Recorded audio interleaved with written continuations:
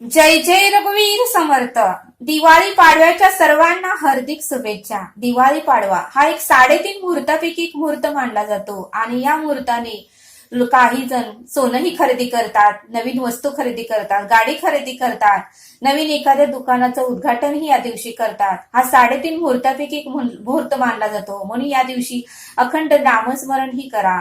समर्थ म्हणतात की या दिवशी पत्नी पतीचे औक्षण करते, ओवाळते, त्यांच्या दीर्घ आयुष्यासाठीही प्रार्थना करते आणि पतीला ओवाळताना इडापिडा टळो आणि बळीचं राज्य येवो अशी प्रार्थनाही या पाडव्या दिवशी करतात. आणि गोवर्धन पर्वताचीही पूजा या दिवशी करतात. यासाठी शेणाचं पर्वत करून त्याला दुर्वा व फुलेही वाहतात असं समर्थ आपल्याला इथे सांगतात. आणि पाडव्या दिवशी गाई आणि वासराचीही पूजा केली जाते, कारण गाईच्या पोटात 33 कोटी देव असतात आणि त्यामुळे एक गाईची जर आपण पूजा केली तर 33 कोटी देवाचा आपल्याला आशीर्वाद मिळतो. आणि म्हणून समर्थ म्हणतात की या दिवशी गाई आणि वासराचीही तुम्ही पूजा करा असं समर्थ आपल्याला इथे सांगतात. समर्थ आपल्याला बळीराजाची कथा इथे सांगतात. राक्षस कुळात जन्मलेल्या बळीराजाने देवाचा पराभव केला. राक्षस कुळात जन्मलेल्या बळीराजाने देवाचा पराभव केला आणि दानशूरतेसाठी मात्र त्याची मोठी कीर्ती होती. हा बळीराज दानशूर होता, त्याची मोठी कीर्ती होती. मागेल तो दान देत होता. जे कोणी त्याच्याकडे येत होता त्याला तो नाराज करत नव्हता आणि त्याला तो रिकाम्या हाताने कधीही त्याने पाठवले नाही. बळीराज हा खूप दानशूर होता. त्याने सर्वांना काही ना काहीतरी तो देतच आला होता. कुठलेही दान देताना तो विचार करतच नव्हता. जे कोणी मागत असेल त्याला तो मोठ्या मनाने तो सर्व काही देतच होता. एकदा मात्र बळीराजाने यज्ञ केला आणि भगवान विष्णू वामन अवतार घेऊन त्या यज्ञातून प्रगटले.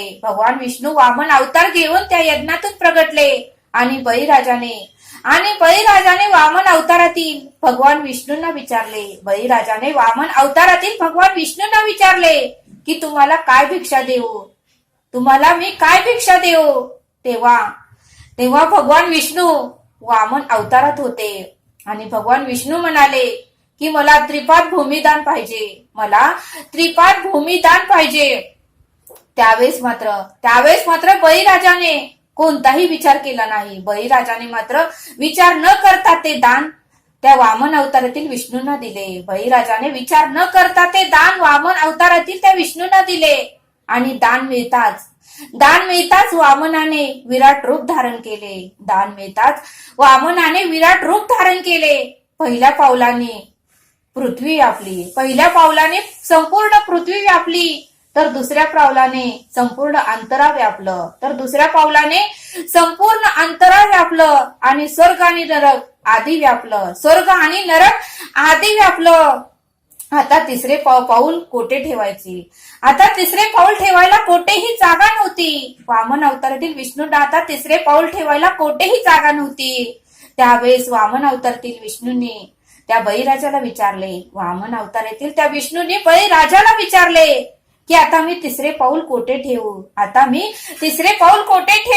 तू तर मला दान दिला आहे, त्रिपाद दान दिला आहे आणि आता हे दान अर्धवट होतंय. मी तिसरा पाय आता कोठे ठेवू. त्यावेळेस मात्र बळीराजाने उत्तम असं उत्तर त्या विष्णूंना दिलं. बळीराज म्हणाले, तिसरे पाऊल माझ्या मस्तकावर ठेवा.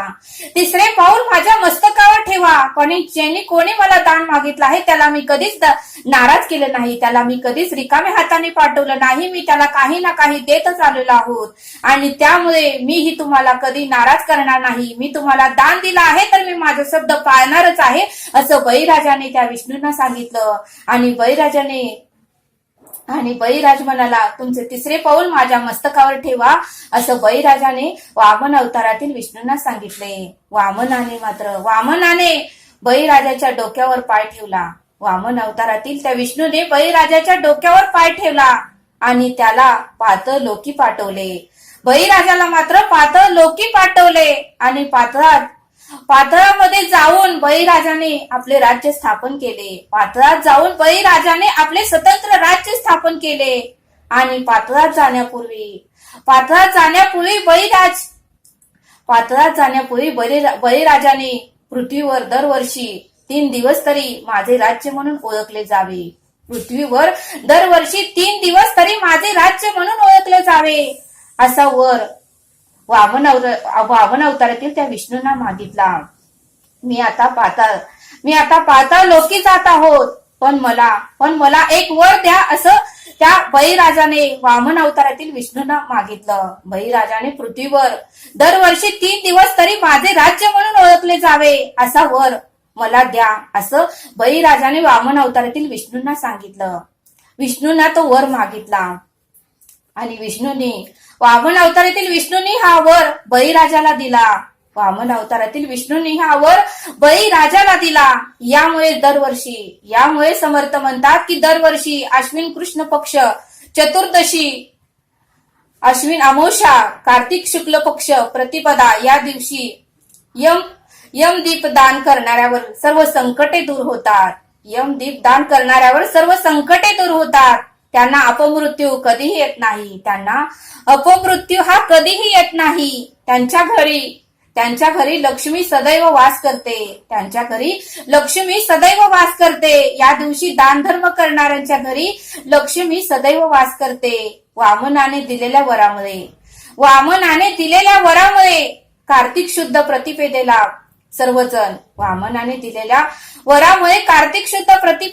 सर्वजण बळीराजाच्या दानशूरतेची आणि क्षमाशीलतेची पूजा करतात. आणि पतीला ओळखताना किंवा बहीण भावाला ओळखताना इडापिडात टोलो बळीच टोलो आणि बळीच राज्य येवो अशी प्रार्थना सर्वजण दिवाळी दिवशी करतात असं समर्थांनी आपल्याला इथे सांगितलं. आणि म्हणून समर्थ म्हणतात की आपल्या परीने आपल्याला जेवढं होईल, आपल्या परिस्थितीनुसार जेवढा आपल्याला दानधर्म करता येईल तेवढं आपण केलं पाहिजे. बळीराजाने जसं एवढं उत्तमाचं दानधर्म केलं त्याच्या एवढं आपल्याला जमणार नाही, पण थोडं तरी आपण करण्याचा प्रयत्न केला पाहिजे असं समर्थ आपल्याला इथे सांगतात. कारण थेंबे थेंबे तळे साचे.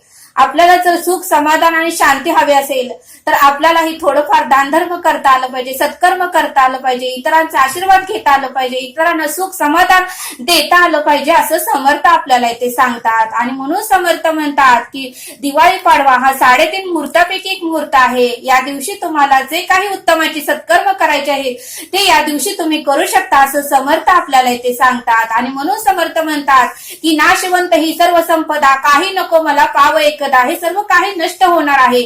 शाश्वत काय आहे ते आपण शोध घेतला पाहिजे आणि शाश्वत कमवण्याचा आपण प्रयत्न केला पाहिजे असं समर्थ आपल्याला इथे सांगतात. कारण आपण ह्या धर्तीवरून जाताना आपल्या बरोबर काही येणार नाही. आपण जे मिळवलेले सत्कर्म, उपासना, नामस्मरण आणि जे काही पुण्यही आपण मिळवतो तीच आपल्या कार्डवर येणार आहे आणि तीच आपण वरती जाताना घेऊन जाणार आहे. आणि म्हणून समर्थ म्हणतात की नाशवंत काय आहे, शाश्वत काय आहे याचा तू शोध घे आणि काय कमवायचं आहे ते तू बघ आणि ते कमवण्याचा तू प्रयत्न कर असं समर्थ आपल्याला ते सांगतात. आणि म्हणून समर्थ म्हणतात की काय चांगलं आहे, काय वाईट काय आहे, काय उत्तमाचं आहे, काय वाईट आहे याचा तू विचार कर. आणि जे काही उत्तमाचं आहे, जे काही चांगलं आहे, जे काही सत्कर्माचं आहे, ज्यातून आपल्याला पुण्य मिळते ते तू कमवण्याचा प्रयत्न कर असं समर्थ आपल्याला इथे सांगतात.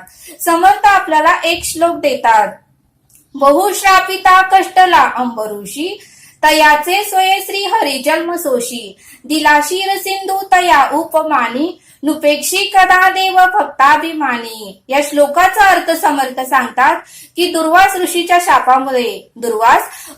शापामुळे महान विष्णू भक्त राजा अंब ऋषीला अपार दुःख झाले. दुर्वास ऋषीच्या शापामुळे महान विष्णू भक्त राजा अंब ऋषीला अपार दुःख झाले. तेव्हा आपल्या भक्ताला